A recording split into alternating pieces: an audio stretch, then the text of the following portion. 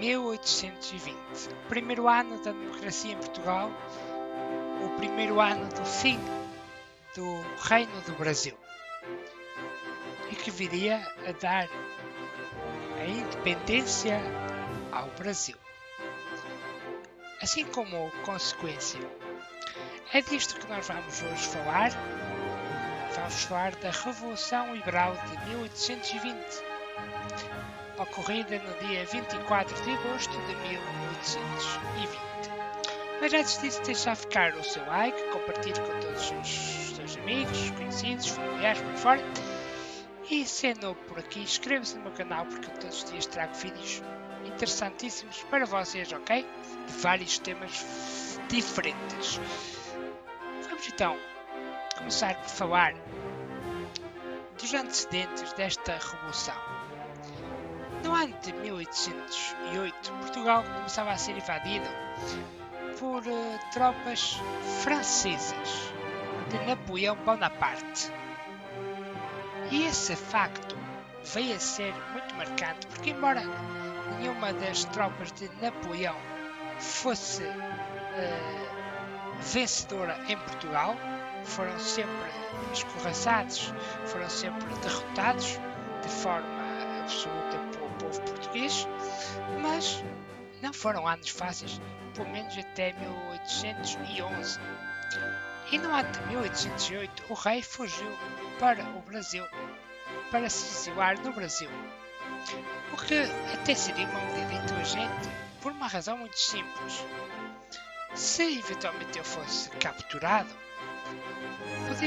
poderia acontecer o que tinha acontecido a outros seus equivalentes noutros países que foram executados. Assim, o rei garantia a independência de Portugal e do reino português, bem como a integridade de todo o império. No entanto, seria, supostamente, uma medida provisória que cada vez era menos provisória. Isto levou a que, no ano de 1817, houvesse uma espécie de inconfidência, como muitos de vocês conhecem no Brasil, mas em relação a Portugal. Viria a ficar conhecido como o Sinédrio. E o Sinédrio era composto essencialmente por pessoas ligadas à maçonaria e ao exército, que por desgraça dos próprios viriam a ser descobertos, presos e todos executados. No entanto, um nome ficou gravado no imaginário português: Gomes Freire de Andrade. Juntamente com os outros 11, eu era quem o liderava e também foi executado, mas em lugar diferente, no campo da sua prisão, que era no Forte de São João da Barra. Mas já não vinham longe os ventos da mudança em Portugal. Não, vinham bem perto. E no ano de 1820, Beresford foi ao Brasil para pedir mais poderes a fim de reprimir ainda mais os revoltosos, que exasperavam pela presença do rei em Portugal. Porque o problema é que o rei tinha aberto no ano de 1811 os portos portugueses e de todo o Império à navegação de nações amigas, no caso dos ingleses, o que estrangulou fortemente a economia, principalmente da burguesia e da nobreza. Já o clero também via-se com bastantes perdas, até mesmo em alguns dos seus interesses locais. Por esse motivo, no ano de 1820, todas as classes do país estavam de acordo neste ponto. Portugal não podia, nem devia, continuar a ser uma colónia. Era curioso porque supostamente Portugal era colónia do império que ele próprio tinha fundado. Neste sentido, no ano de 1820, no dia 24 de agosto, começou a ocorrer algo que foi verdadeiramente interessante. É que, bem para amanhã, sabem, bem de madrugada, aconteceu que vários militares de todo o país saíram e se juntaram no Porto. E lá, no campo de Santo Ovídio, hoje conhecido como Praça da República, se juntaram. Ao início, só os do Porto. As das outras partes do país deveriam se juntar no final do dia, nas suas próprias cidades. No caso do Porto, tudo começou com uma missa celebrada bem pela manhã, na qual se pedia a Deus proteção divina para a Revolução, para estes tempos novos que se inauguravam na terra portuguesa. Depois, deu-se uma salva de artilharia, declarando o início da revolta. E sem resistência local, que não havia, os revoltosos tomaram conta da Câmara Municipal, onde se começaram a reunir, a tomar as primeiras medidas. Sim, foi uma revolução bem diferente, sem uma única gota de sangue. Quando Beresford finalmente chegou a Portugal, já o governo controlava, o governo saído da Revolução, controlava o início de tudo. Isto quer dizer, controlava os destinos de Lisboa e de grande parte do país. Sendo que Beresford foi impedido de desembarcar. Quanto à Revolução, ela tinha alguns firmes propósitos. O rei de Portugal, Dom João VI, deveria voltar para o seu país, para Portugal. E foi isso que ele fez em 1821, deixando seu filho, Dom Pedro futuro Dom Pedro IV em Portugal, Dom Pedro I no Brasil, viria a deixá-lo lá no Brasil como regente, naquilo que talvez tenha sido para os interesses portugueses e da Revolução até um erro crasso. Mas a verdade é que isso abriu portas a que ele declarasse, por outros interesses, mas supõe-se, com que ele declarasse que o Brasil deveria ser independente. Tanto aquele famoso grito do Ipiranga: independência ou morte. Mas, terminando de explicar aqui, aconteceu que Dom João VI veio mesmo a Portugal. Foi obrigado a dar uma Constituição ao povo. Mas vocês aqui nesta imagem do vídeo de hoje veem uma sessão das Cortes de Lisboa que tinham sido convocadas para o Palácio das Necessidades em Lisboa e que tinham representantes de todas as partes do Império, inclusive, por exemplo, do próprio Brasil.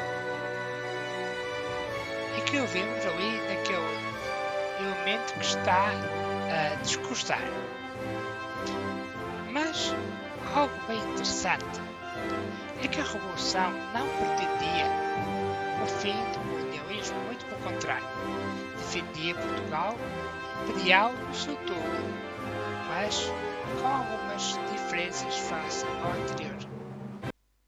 Uma das diferenças mais claras era, por exemplo, a necessidade de Portugal ter cidadãos iguais perante a lei, o que era inovador para a época. Outra coisa que era retirada era grande parte dos poderes do próprio rei, que viriam a ser parcialmente restaurados na Carta Constitucional de 1826, que viria a figurar essa última, a Carta Constitucional, em grande parte do tempo até 1910, então à queda da monarquia, salvo alguns pequenos períodos em que ela não vigorou. Mas, como consequência imediata, tirando o Brasil ser independente, tivemos ainda outras, e uma delas foi o fim da pena de morte. Portugal era o primeiro país do mundo que abolia a pena de morte. E, por mera coincidência ou não, a última execução foi feita no dia em que ela viria a entrar em vigor, no dia que ela foi declarada. Caros amigos, há coisas profundamente estranhas, quase podemos dizê-lo, mas foi a última pessoa a morrer em Portugal. De lá para cá, só era possível ser condenado à morte por crimes de guerra, o que só aconteceu mais uma vez no ano de 1918, com um desertor da Primeira Guerra Mundial.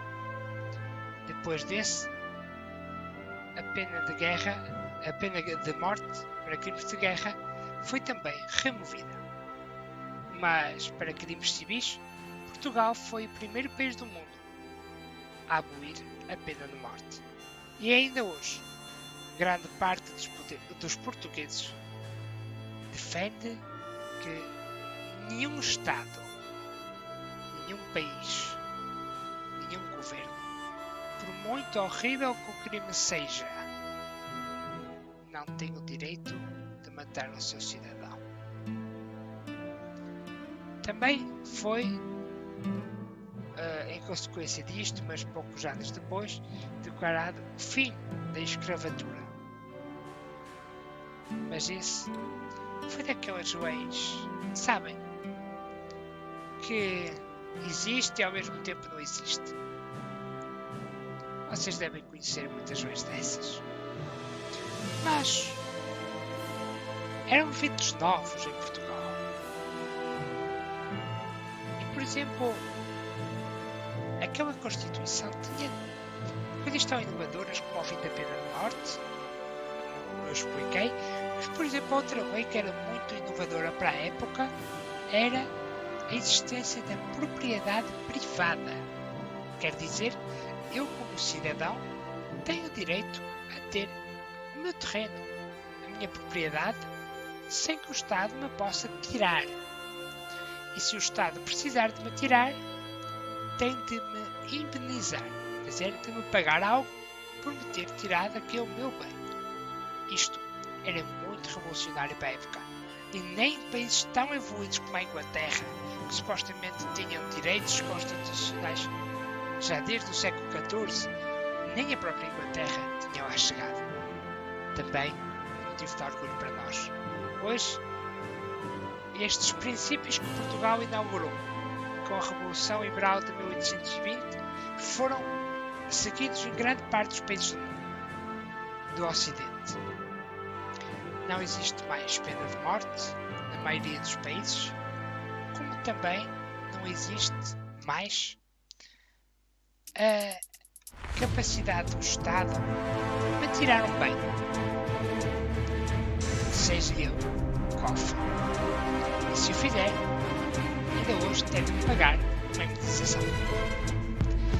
É assim, meus amigos, que se deu esta revolução. Teve profundas consequências em dois países que ainda hoje reclamam uma irmandade secular: Portugal e Brasil. Dois países que estão condenados eternamente a sempre se admirarem mutuamente, a sempre crescerem lado a lado nas sombras da história. É assim, meus amigos, este foi o vídeo de hoje em homenagem aos 200 anos da Revolução do Porto, Revolução Liberal de 1820, que viria a dar a democracia, embora, claro, não como hoje, com bastantes diferenças, mas viria a dar a democracia em Portugal. É assim, meus caros amigos, que eu hoje me despeço. Mas antes, vou deixar uma última recomendação. Sabia que, teoricamente, uma mulher poderia votar neste tempo da Constituição? É verdade. Uma mulher tinha direito a votar, conforme as leis constitucionais. Também esse direito viria a ser revogado pela Carta Constitucional e mais tarde reposto já no tempo da República. Mas a mulher poder votar como o homem em Portugal só foi no pós-25 de Abril. Até lá era possível, mas não era tão fácil quanto isso. Era preciso saber escrever e ser chefe de família. Mas isso são contas para outra história, num outro dia. Mas sim, as mulheres poderiam votar, embora normalmente não fizessem, mas poderiam. Como vimos, este período em Portugal deixou coisas que o mundo todo aprendeu connosco, como a falta de liberdade de um país poder declarar a morte a um seu cidadão, e que hoje ainda é motivo de orgulho para os portugueses, porque foram eles o primeiro país do mundo a declarar o fim da pena de morte, que hoje tantos países do mundo, infelizmente, ainda têm. Foram os portugueses os primeiros a permitir o voto às mulheres, embora viria a ser retirado esse direito mais tarde. Foram os foram os portugueses o primeiro povo a abolir a escravatura. Foram os portugueses que, com esta revolução, foi o primeiro país do mundo a decretar que os seus cidadãos têm direitos de ter propriedade privada e a ser ressarcidos quando essa mesma lhe é removida pelo próprio Estado. Direitos inalienáveis nos dias de hoje, mas que nos vêm dos ventos revolucionários de 24 de agosto de 1820. Fiquem bem, meus caros amigos, eu sou Ricardo Foso e fiquei consigo hoje a contar um pouco mais sobre esta revolução que influenciou tanto Portugal, Brasil e tantas partes do mundo. Um grande abraço, fique bem, até amanhã, tchau!